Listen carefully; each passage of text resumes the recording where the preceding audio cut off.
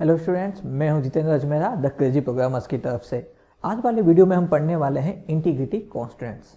देखिए, कॉन्स्टेंट के ऊपर हम अलग से एक वीडियो बना चुके हैं, उसका लिंक आपको डिस्क्रिप्शन बॉक्स में मिल जाएगा। तो ये इंटीग्रिटी कॉन्स्टेंट और वो कॉन्स्टेंट में फ़र्क क्या है? कोई फ़र्क नहीं है। कॉन्स्टेंट एक कंसेप्ट है जो कि डेटाबेस के ऊपर अप्लाई होता है। इंटीग्रिटी कॉन्स्टेंट उसका एक एक्सपांड वर्जन है, ठीक है, जो ये बताएगा कि कैसे टेबल्स आपस में कनेक्ट होती है।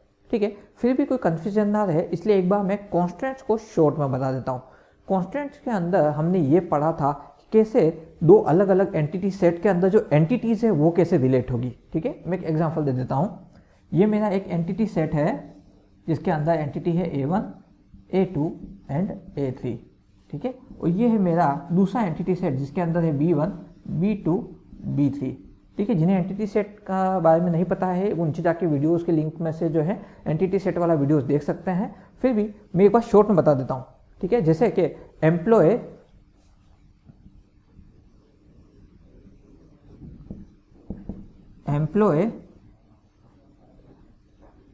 हैव प्रोजेक्ट,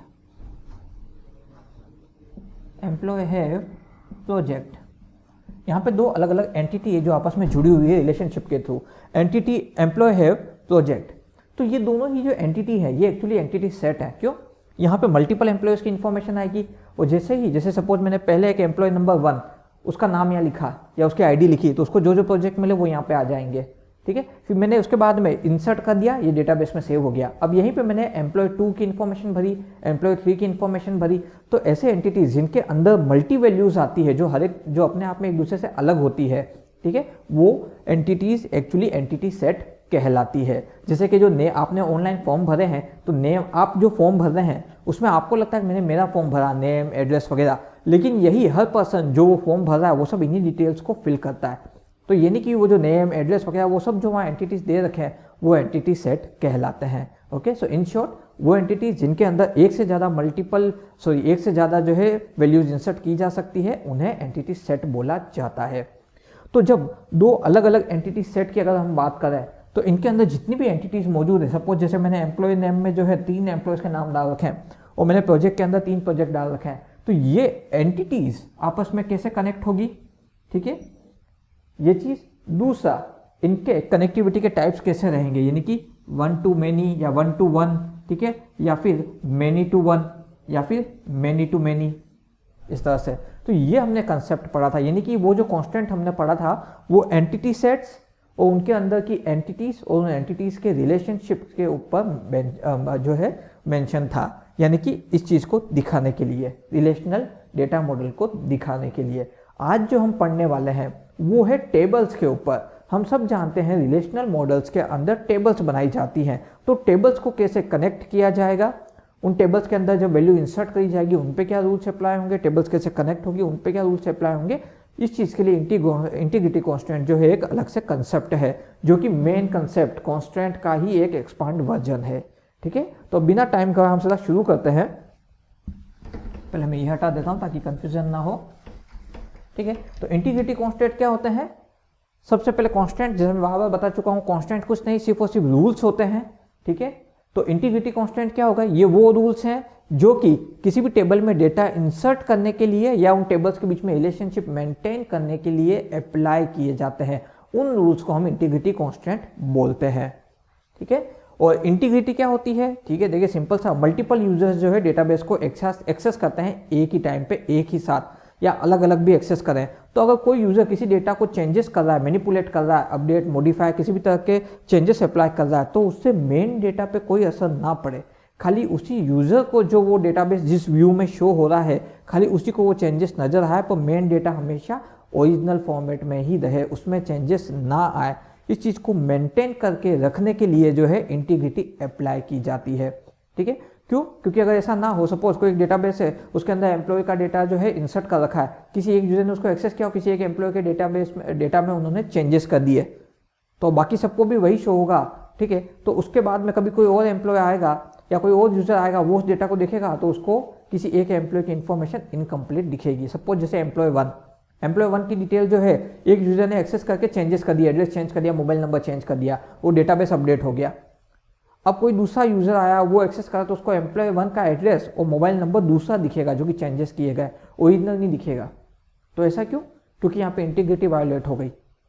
तो इंटीग्रिटी मेंटेन करके रखने का मतलब क्या था कि पहले यूजर ने जब चेंजेस किए तो वो डेटा अपडेट हो रहा है, लेकिन ओरिजिनल डेटा भी वैसा का वैसा ही रखा रहेगा। और जब दूसरा यूजर आता है तो उसे अपडेटेड नहीं, उसे पहला वाला इंटीग्रिटी कांस्टेंट शो होगा।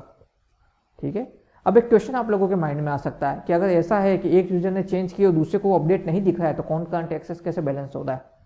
ठीक है। देखिए डेटाबेस अलग अलग टाइप के हैं। अगर मैं पीवीआर का एग्जांपल लूँ तो वहाँ पे कोई भी यूजर जो चेंजेस कर रहा है वो दूसरे यूजर को दिखेगा, इसको कॉन्करेंट एक्सेस बोलते हैं।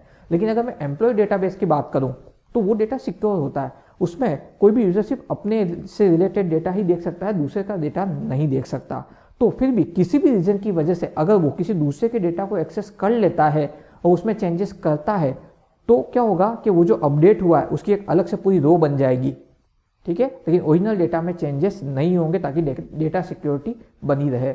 इन सिंपल वर्ड्स, जो डेटाबेस में चेंजेस होना जरूरी है और सभी को लगातार कॉन्करेंट एक्सेस मिलना चाहिए, ठीक है, वहां पर इंटीग्रिटी कांस्टेंट इतना एफिशिएंटली अप्लाई नहीं किए जाते। लेकिन जहां पे सिक्योरिटी रिलायबिलिटी की बात आती है डेटा की, वहां पे इंटीग्रिटी कांस्टेंट अप्लाई किए जाते हैं।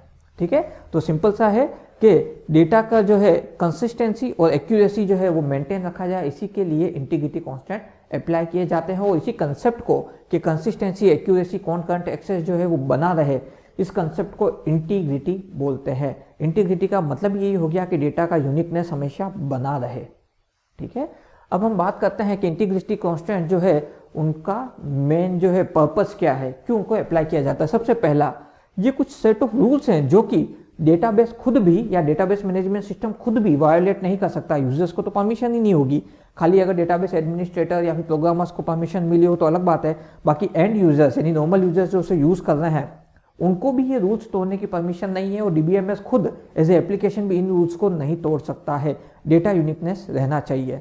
सबसे सिंपल एग्जांपल दूं, प्राइमरी की कभी रिपीट नहीं हो सकती, वो सबके लिए यूनिक होगी। इसीलिए हम आईडी नंबर्स को जो है प्राइमरी की बनाते हैं, 01, 02, 03। आपने कभी ऐसा सुना एक ही स्कूल में दो बच्चों के आईडी नंबर एक जैसे हो गए, या किसी कंपनी में दो एम्प्लॉयज के आईडी नंबर एक जैसे हो गए? पॉसिबल ही नहीं है, वो यूनिक रखा जाता है। ठीक है। तो सिंपल सा ये सेट ऑफ रूल है एक तरह का। तो इसी तरह से और भी कई सारे रूल्स हैं जो कि डीबीएमएस भी वायोलेट नहीं कर सकता और एंड यूजर्स भी वायोलेट यानी कि उन रूल्स को तोड़ नहीं सकते। तो इन सेट ऑफ रूल्स को अप्लाई कराया जाता है इंटीग्रिटी कांस्टेंट के जरिए। आगे बात करें applied on attributes and relationships. ठीक है। ये टेबल्स के अंदर जो हमारे एंटिटीज हैं, उन एंटिटीज के जो एट्रीब्यूट्स हैं उन एट्रीब्यूट पे भी अप्लाई हो रहा है। साथ के साथ उन टेबल्स के बीच में जो रिलेशनशिप मेंटेन करके रखी जा रही है उस रिलेशनशिप पे भी अप्लाई हो रहा है। हम आगे इनके टाइप्स जब पढ़ेंगे आपको ये चीज़ें समझ में आ जाएगी। ठीक है। तो अगर आपने एक चीज़ नोटिस करी हो तो जो कांस्टेंट वाले वीडियो में हमने आपको बताया है वो कांस्टेंट एक्चुअली दो एंटिटीज के बीच का जो रिलेशन है उसके ऊपर फोकस कर रहा है वो कांस्टेंट। लेकिन यहाँ पे इंटीग्रिटी कांस्टेंट जो है वो एंटिटीज नहीं बल्कि एंटिटीज के एट्रीब्यूट्स एंड जब दो टेबल्स को आपस में कनेक्ट किया जाता है उस रिलेशनशिप के ऊपर फोकस कर रहा है। तो ये सबसे बड़ा मेजर डिफरेंस है। अब तीसरे पॉइंट की तरफ बढ़ते हैं, to prevent data loss while user manipulation. जैसा मैं बता चुका हूं कि एंड यूजर जब डेटा को एक्सेस करते हैं तो update, insert, modify, delete, remove इस तरह के ऑपरेशंस परफॉर्म करते हैं। तो इन ऑपरेशंस की वजह से डेटा लॉस कभी ना हो। ठीक है। और कैसे, वो मैं एग्जांपल दे चुका हूं कि अलग अलग तरह के डेटाबेस के ऊपर इंटीग्रिटी कांस्टेंट अलग अलग तरह से अप्लाई किए जाते हैं। जहाँ पे डेटा को सिक्योर करके रखना है और हर एक यूजर खाली अपना ही डेटा देख सकता है, दूसरे का नहीं। तो अगर वो किसी भी तरह से दूसरे का डेटा देख भी ले और उस पर कोई चेंजेस अप्लाई भी कर दे तब भी मेन फाइल हमेशा सेव रहे और जो चेंज किए हैं वो एक अपडेट फाइल की तरह सेव हो जाए, ताकि ओरिजिनल डेटा हमेशा सेव रहेगा। इससे जो है डेटा लॉस नहीं होगा। तो इंटीग्रिटी इसीलिए मेंटेन करके रखी जाती है। ओके। अब हम पढ़ते हैं टाइप्स। इंटीग्रिटी कांस्टेंट 4 टाइप के होते हैं, domain constant, entity integrity constants, referential integrity constants and की कांस्टेंट्स। इनमें से की कांस्टेंट यानी कि की कंसेप्ट के ऊपर हम अलग से एक वीडियो बना चुके हैं, तो यहाँ पे हम उनको ज़्यादा डिटेल में डिस्कस नहीं करेंगे। आपको अगर वो वीडियो इसके बारे में ज़्यादा इन्फॉर्मेशन चाहिए तो उस वीडियो का लिंक आपको डिस्क्रिप्शन बॉक्स में मिल जाएगा, वहाँ से आप उसको जो है डिटेल में समझ पाएंगे। यहाँ पर हम खाली इसको शॉर्ट में ही समझाएंगे। तो ये 4 टाइप्स के जो है कांस्टेंट्स होते हैं। ठीक है। अब हम इनमें से हर एक को थोड़ा डिटेल में समझना शुरू करते हैं। तो अब हम बात करते हैं डोमेन कांस्टेंट की। देखिए सबसे पहले समझ लेते हैं डोमेन का मतलब क्या होता है। डोमेन का मतलब होता है एक तरह से एक स्पेसिफिक, कैसे एग्जांपल दूं मैं आपको कि सपोज एक बकेट ले लीजिए, ठीक है, उस बकेट में आपने खूब सारे खिलौने भर दिए। अब आपको कोई भी खिलौना चाहिए तो आप क्या बोलेंगे, उस बकेट में खिलौने पड़े वहाँ से खिलौना ले आओ, ठीक है। उसी तरह से एक बकेट में आपने बहुत सारे फ्रूट्स रख रखे हैं, अब आप क्या बोलोगे, उस वाले बकेट में फ्रूट्स पड़े उसमें से फ्रूट्स ले आओ। तो यहाँ पे जो ये बकेट्स हैं ये एक्चुअली डोमेन हो गए जिसमें से आप वो चीज़ें ले सकते हो, स्पेसिफिक टाइप ऑफ चीज़ें पड़ी हुई है। तो इन सिंपल वर्ड किसी भी स्पेसिफिक काइंड ऑफ किसी भी स्पेसिफिक तरह की कोई चीज़ है उसका जो पूरा ग्रुप है उसको डोमेन बोला जाएगा, ठीक है। जैसे हम बात करें ABCD ये अल्फ़ाबेट से 1 2 3 4 ये नंबर्स है, तो ये डोमेन हो गए। यानी कि ABCD किससे बिलोंग करता है, अल्फ़ाबेट डोमेन से, ठीक है, कैरेक्टर डोमेन से। और 1 2 3 4 ये किससे बिलोंग करता है, नंबर डोमेन से, ठीक है। तो डोमेन कॉन्स्टेंट का जो कंसेप्ट क्या होता है उसके लिए पहले हम टेबल का एग्जाम्पल समझ लेते हैं। जब भी हम रिलेशनल टेबल्स बनाएंगे, रिलेशनल मॉडल में टेबल्स बनाते हैं तो हम क्या करते हैं, उसके अंदर हर एक कॉलम का एक नाम देते हैं, ठीक है। और ये हम ऑलरेडी पढ़ चुके हैं कि ये नाम सब क्या है, ये एट्रीब्यूट्स हैं।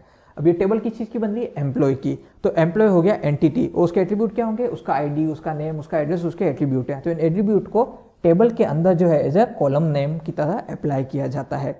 तो इनमें से हर एक कॉलम नेम जैसे EID, इसका फिक्स टाइप हमने, डेटा टाइप हमने डिसाइड कर दिया कि ये सिर्फ और सिर्फ नंबर वाली वैल्यू को ही एक्सेप्ट करेगा। नेम के अंदर मैंने डिफाइन कर दिया कि सिर्फ और सिर्फ कैरेक्टर वाली वैल्यू को ही एक्सेप्ट करेगा। एंड एड्रेस के अंदर मैंने वेरिएबल कैरेक्टर यानी कि नंबर्स और अल्फ़ाबेट्स को मिक्स करके ही वैल्यू ले सकता है।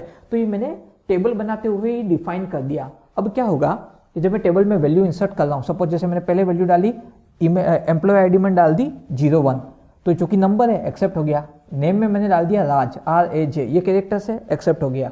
वेर केयर के अंदर मैंने उदयपुर 31 32 कुछ भी लिखूंगा, एक्सेप्ट हो जाएगा। क्यों, क्योंकि वेर केयर का मतलब वेरिएबल एंड कैरेक्टर, ओके। अब मैं आता हूँ सेकेंड रो की बात करता हूँ। सेकेंड रो में जैसे ही मैंने एम्प्लॉय ID में A लिखा, वहां पे डेटाबेस एरर देगा, एरर मैसेज देगा कि ये वैल्यू एक्सेप्ट नहीं हो सकती। क्यों, क्योंकि ये नंबर को बिलोंग नहीं करती, ठीक है। ये किसको बिलोंग करती है, या तो कैरेक्टर को या वेर केयर को बिलोंग करती है। लेकिन यहाँ तो मैंने इस वाले कॉलम का डेटा टाइप नंबर दे रखा है, तो ये एरर देगा। उसी तरह से मैं नेम के अंदर अगर ABCD के बजाय वहाँ पे 0 1 2 3 4 लिखने लग जाऊँ, ठीक है, तो क्या हो जाएगा कि ये फिर से एरर देगा। क्यों, क्योंकि यहाँ पे सिर्फ और सिर्फ कैरेक्टर्स अलाउड है, नंबर्स अलाउड नहीं है, तो ये एरर देगा, ठीक है। तो कुल मिलाकर के डोमेन का मतलब ये हो गया कि टेबल के अंदर जो हमने कॉलम्स डिसाइड किए हैं, यानी कि जो एट्रीब्यूट्स हैं हमारे एंटिटी के, हर एक उस हर एक एट्रीब्यूट का कोई एक फिक्स डोमेन टाइप है, उसका डेटा टाइप है, उसके अकॉर्डिंग ही वो डेटा एक्सेप्ट करेगा, अदर डेटा टाइप के डेटा वो एक्सेप्ट नहीं करेगा। इसी को डोमेन इंटीग्रिटी या डोमेन कॉन्स्टेंट बोला जाता है। और ये इसलिए अप्लाई किया जाता है ताकि जिस कॉलम के अंदर जो वैल्यू है उसी टाइप की वैल्यू इंसर्ट हो, अदर वैल्यूज इंसर्ट ना हो और इससे कंफ्यूजन क्रिएट नहीं होता है, ठीक है। तो अब अगर हम बात करें कितने तरह के डोमेन्स हो सकते हैं, अगर हम देखें तो मोस्ट ऑफ जो होते हैं कैरेक्टर होते हैं, इंटीजर्स होते हैं, लेकिन सिर्फ पॉजिटिव वैल्यू वाले, नेगेटिव इंटीजर्स डेटाबेस एक्सेप्ट नहीं करता। वेयर के यानी वेरिएबल कैरेक्टर, ठीक है, टाइम, डेट, करेंसी, ये कुछ ऐसे फॉर्मेट हैं जो कि डायरेक्ट, टाइम जो है ये एक फॉर्मेट है, एक तरह का हम बोल सकते हैं डेटा टाइप है, तो ऑटोमेटिक ये करते ही उस फॉर्मेट में डेटा को लेना शुरू कर देगा। उसी तरह से डेट, करेंसी, तो ये कुछ बेसिक टाइप्स है हमारे जो कि हम डोमेन कॉन्स्टेंट के अंदर अप्लाई करते हैं, ठीक है। अब हम बात करते हैं एंटिटी इंटीग्रिटी कांस्टेंट की। हालांकि वैसे तो ये कंसेप्ट आप पहले जो है कांस्टेंट वाले टॉपिक में और की कंसेप्ट में आप पढ़ चुके हैं, फिर भी हम यहाँ पे इसको एक बार शॉर्ट में डिफाइन कर देते हैं ताकि चारों एक साथ हो जाएंगे।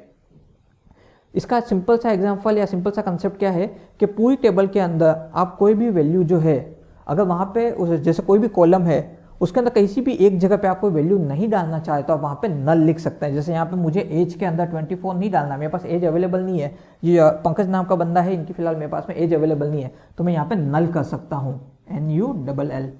तो ये इसका मतलब क्या हो गया, टेबल इसका मतलब क्या समझिए कि यहाँ पे कोई वैल्यू नहीं है, तो जब भी वो इसकी वैल्यू शो करेंगे तो उनका नाम शो करेंगे, लेकिन आगे एज की जगह खाली दिखेगी, वहाँ नल लिखा हुआ नहीं आएगा, ठीक है। क्यों, क्योंकि नल एक कमांड है जिसका मतलब होता है यहाँ कोई वैल्यू नहीं है। तो जब ऐसी वैल्यू को शो कराते हैं तो वहाँ पे ब्लैंक लिखा हुआ आता है, यानी नाम तो लिखा हुआ आएगा, ठीक है, लेकिन एज वाली जगह खाली रहेगी, वहाँ कुछ लिखा हुआ नहीं आएगा। यूनिक नल लिखा आएगा, नल कमांड है तो खाली जगह शो करेगा, ठीक है।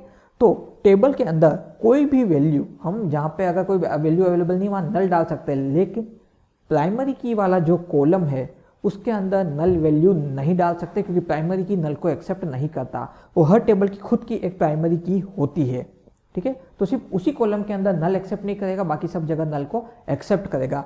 अब ऐसा क्यों, ठीक है, क्योंकि अगर कोई भी दो प्राइमरी की सेक्शन नल हो गए, सपोज जैसे प्राइमरी कॉलम जो है, प्राइमरी की कॉलम वो नल को एक्सेप्ट कर रहा है और दो जगह पे नल डाल दिया। अब देखिए एरर क्या होता है, मैं बताता हूँ। ये टेबल बना रखा है एम्प्लॉय आईडी, ये मेरा प्राइमरी की है, ठीक है, ये मेरा प्राइमरी की है, ये नॉर्मल कॉलम्स है। यहाँ पे 01 राज 34 एक्सेप्ट किया। अब मैंने नल डाला, वैसे तो प्राइमरी की नल एक्सेप्ट नहीं करेगा, एरर दे देगा, प्राइमरी की के अंदर कोई वैल्यू ही आनी चाहिए। फिर भी चलिए मैं मान लेता हूँ नल एक्सेप्ट कर लिया, ठीक है, नल एक्सेप्ट हो गया, नल अक्षय 22, यानी कि एम्प्लॉय आईडी नहीं है पर नाम और एज दे रखा है। अब क्या हुआ, मैंने नीचे एक और वैल्यू इंसर्ट करी, वहाँ पे भी एम्प्लॉय आईडी नहीं है मेरे पास में, ठीक है, तो मैंने वहाँ पे भी नल लिख दिया और नाम लिख दिया पंकज और आगे उनकी एज जो भी वो लिख दी मैंने। अब क्या होगा, यहाँ पे अगर हम देखें प्राइमरी की क्या करता है, दोनों अलग अलग जो रोज हैं, जो अलग अलग यूजर्स की इन्फॉर्मेशन है, एम्प्लॉय की इन्फॉर्मेशन है, उनके बीच में डिफरेंस क्रिएट करने का काम करेगा, यूनिकनेस देगा। लेकिन यहाँ तो प्राइमरी की दोनों नल हो गई, दोनों ही नल, दोनों ही जगह एक जैसी वैल्यू आ गई। इट मीन्स कि अब डेटा जो है वो कंसिस्टेंट नहीं रहा, डेटाबेस प्रॉब्लम क्रिएट करेगा कि ये दोनों डेटा एक ही है, क्यों, दोनों की जगह नल लिखा है। तो मैं जब भी ऐसा दूंगा कि मुझे टेबल में से वो डेटा दिखाओ जहाँ पे जो है प्राइमरी की नल है, तो वहाँ पे वो क्या करेगा, एक साथ दे देगा इस तरह से, अक्षय, ठीक है 22, और उसी के साथ जो है आगे लिख देगा पंकज 24 या जो भी एज हमने डाल रखी है।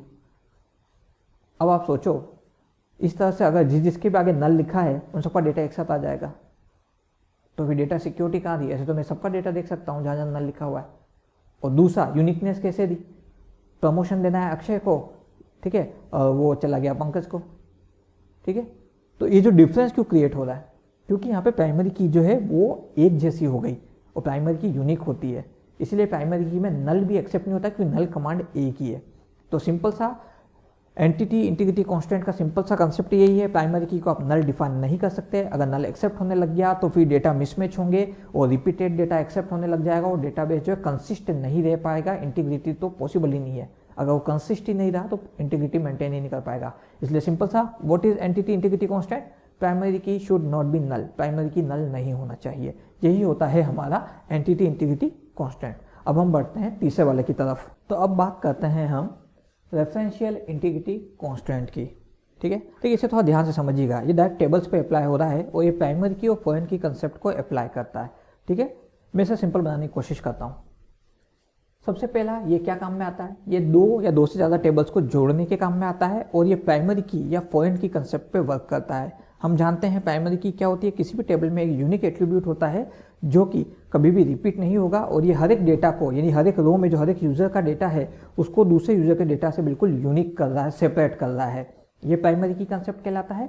जब हम प्राइमरी की को किसी और दूसरी टेबल में कनेक्शन देने के लिए या कनेक्टिविटी देने के लिए या ज्वाइन करने के लिए यूज़ करते हैं तो वहाँ पे वो कॉलम फॉरेन की कहलाता है। कैसे, यहाँ पे मैंने टेबल बना रखी है, इसके अंदर एम्प्लॉय आईडी, नेम और एड्रेस है। ये एम्प्लॉय आईडी यूनिक होते हैं इसलिए इनको मैंने प्राइमरी के बना दिया। अब इन्हीं एम्प्लॉय के मैंने एक और टेबल बनाई जिसमें इनका डिपार्टमेंट और इनकी डेजिग्नेशन यानी इनकी पोस्ट शो हो रही है। तो यहाँ पे क्या किया, मैंने आईडी वाले कॉलम को अप्लाई कर दिया ताकि जो है ये दोनों टेबल्स आपस में मर्ज हो जाए, सॉरी मर्ज ना हो, दोनों आपस में कनेक्ट हो जाए, ठीक है। तो यहाँ पे जो है मैंने कॉलम उठा के डाला है तो ये यहाँ पे फॉरेन की कहलाएगा। कीज के ऊपर हम अलग से पूरा वीडियो बना चुके हैं, उसका लिंक आपको डिस्क्रिप्शन बॉक्स में मिल जाएगा। तो इन शॉर्ट दो या दो से ज़्यादा टेबल्स को जब फॉरेन की कंसेप्ट से जोड़ा जाता है तो वहाँ पर रेफरेंशियल इंटीग्रिटी कांस्टेंट्स अप्लाई होते हैं। इसमें अगर हम देखें तो 5 रूल्स हैं जो कि अप्लाई होते हैं। मैं एक 1 on 1 करके आपको समझाता हूँ।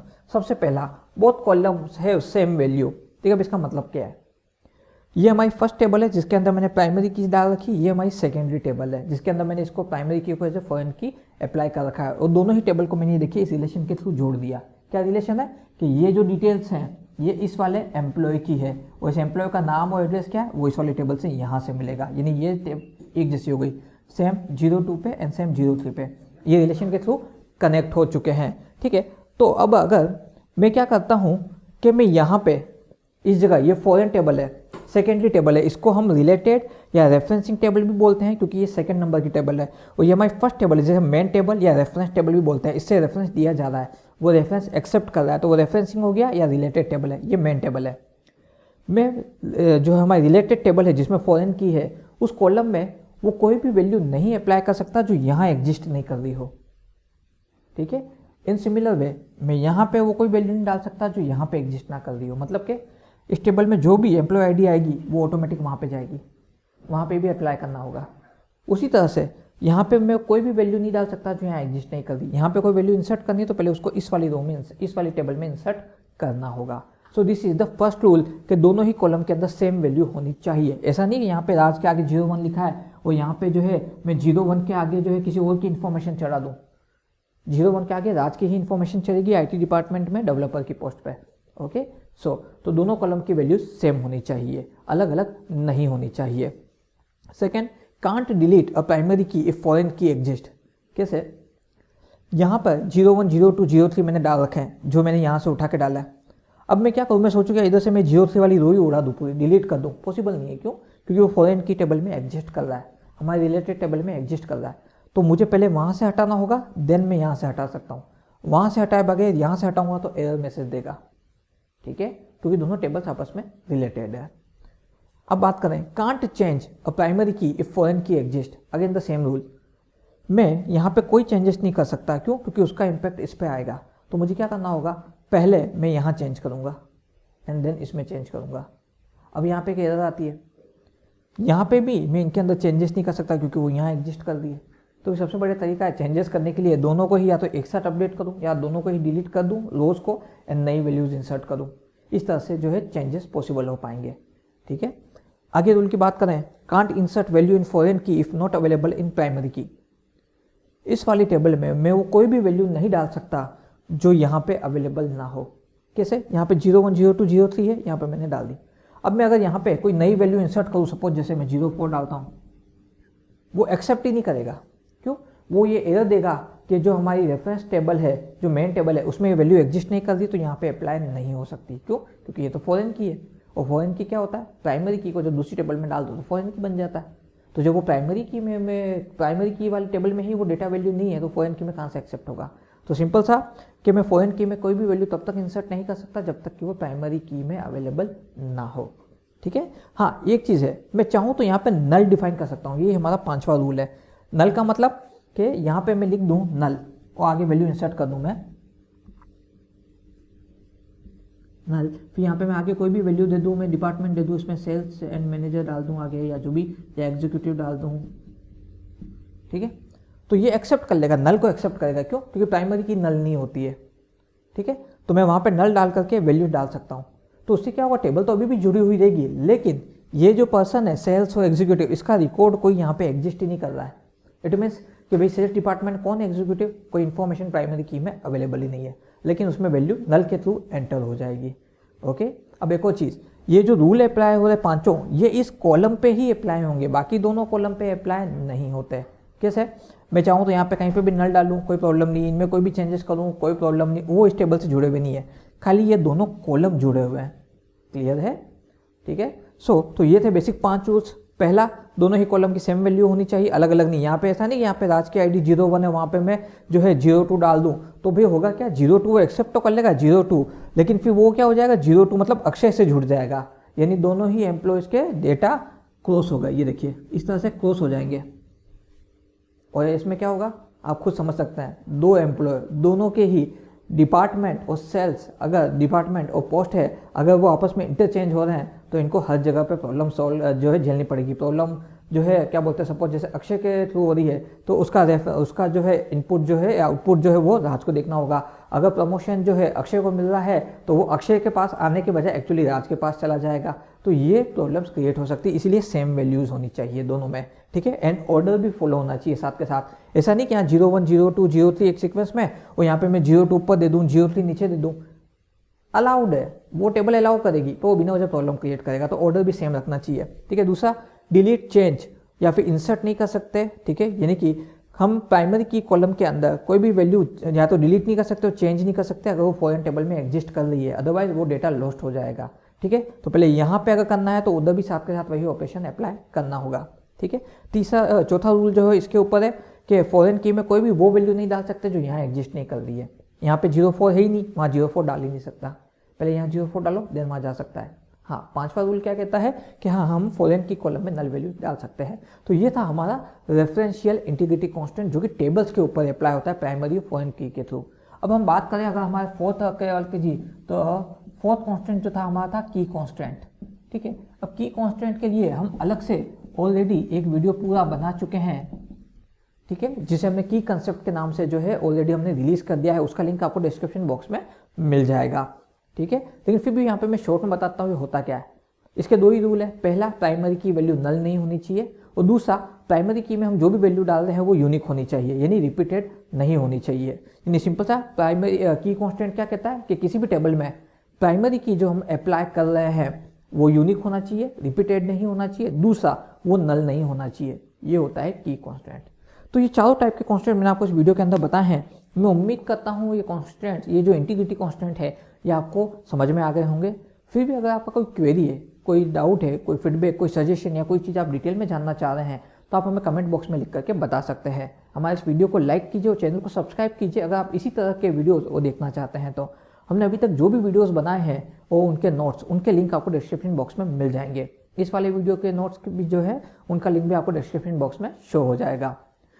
और हमारे आने वाले वीडियोस को जो है देखने के लिए हमसे इसी तरह जुड़े रहिए क्रेजी प्रोग्रामर्स की तरफ से। आज के लिए बस इतना ही।